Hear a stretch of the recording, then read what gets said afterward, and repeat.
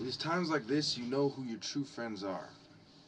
So those of you who are faithful to me will prove it in the next month, and you'll prove it on the 28th.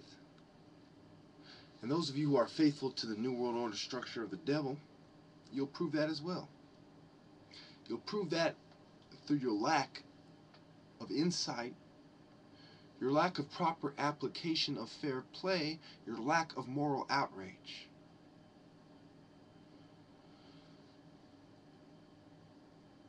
I demand that all those who are loyal to me stop pretending that you're not living in a world full of bootlickers and scum, and start standing up for what's right.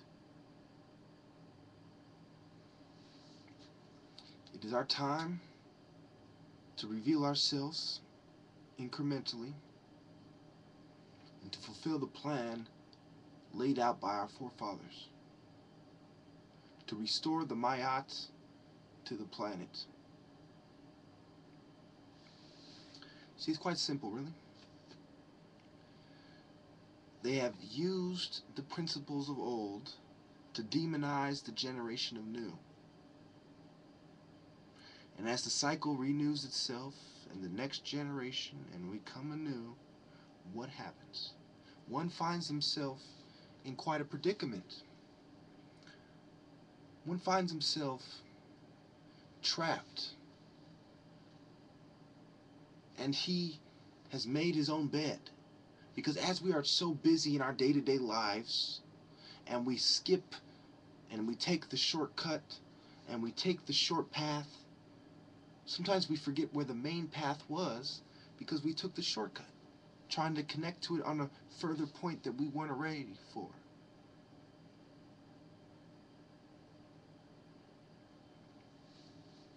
So the time has come where we are going to show our force and our power. Once a man said that I would summon my army together, and he said that he's aligned himself with certain forces and that I wouldn't be able to rise up against them. I believe he said that because he knew that there was animosity there, and he had no idea what he was talking about and what was really in store. He had no idea that the agenda of the New World Order is not to spread Islam. It's not necessarily to spread Christianity either. The agenda of the New World Order is to eliminate all gods. It's to demonize all religions until they're banned and outlawed, and all those who practice a deeper form of insight will be persecuted. Because those are the people who challenge the power of the elite one way or another. Either they see what other people don't see and start bring it to their attention, or they use their power of reverent power to gain followers and to start a subversive movement. The only solution to the root cause of the degradation of society is to address the problem at its source. And the source was the ancient knowledge. And as it went to the second level of it being stolen and manipulated, that is the exact point where the problem begins. So starting at the point where the problem begins, that must be dealt with. Either it must be repaired, or it must be removed and replaced with something new.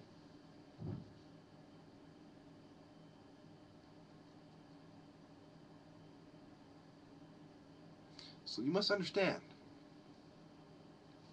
it was the lack of insight, the lack of foresight, the lack of foreknowledge, the lack of understanding what the prophets foretold. That is where they fell short. It wasn't the righteousness of man that got him to heaven.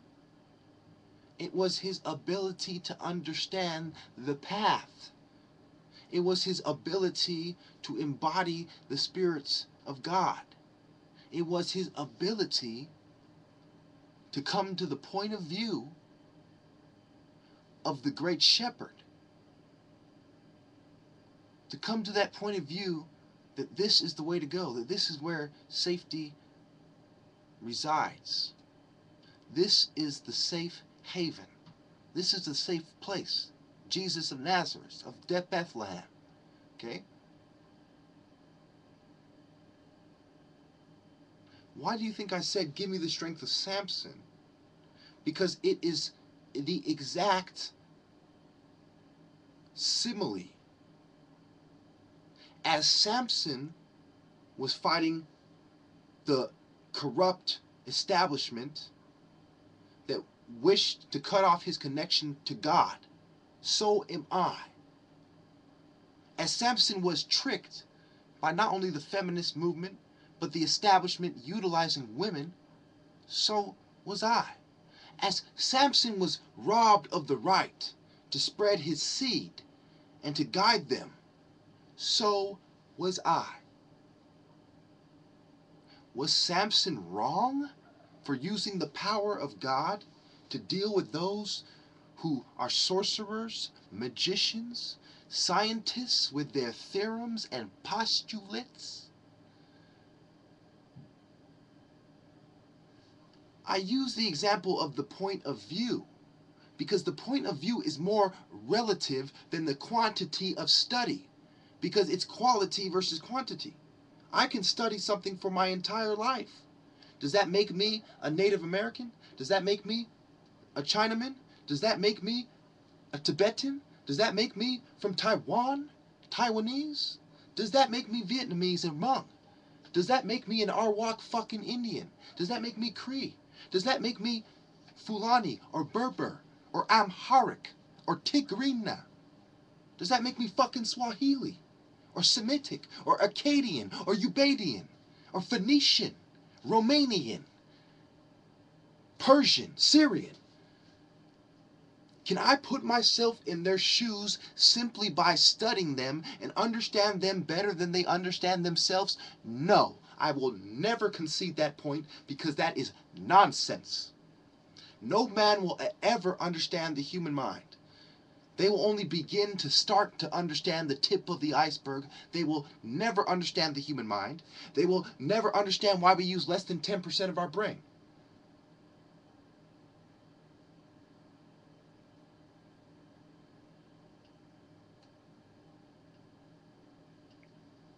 Once you understand that there is a certain lack of fair play in every authority figure by design, you only reach this position where we're allowing you to represent Rome by doing our bidding. You want to carry the eagle of Rome? You want to carry the hawk Heru, the falcon Heru? Do you want to carry the symbol of Zeus? Then you must follow the agenda of the temple of Zeus, which is the Roman Empire. The extension of the temple, which took over the government in order to further their temple's agenda. The bloodlines of the followers of the temple. Uranus, Gaia, Saturnalia, Saturn, Mars, Jupiter, the sun and the moon,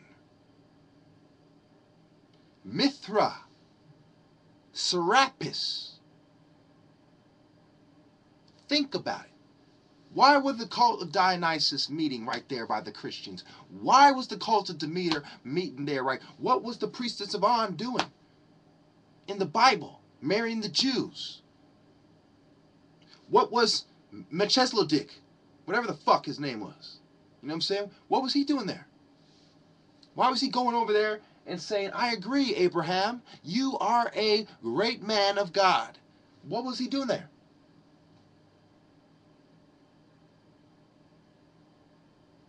I'll tell you what he was doing there. He was furthering the agenda of the cults of the temples. Psalms, proverbs, hymns, books, spells, parables. These are the way that the Africans express their religion.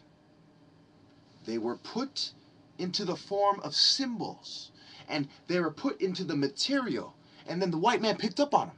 Because the devil is the lord of the material world. As soon as you start expressing spiritual ideas in the material, the devil said, oh, I know that language. Oh, I know what you're getting at.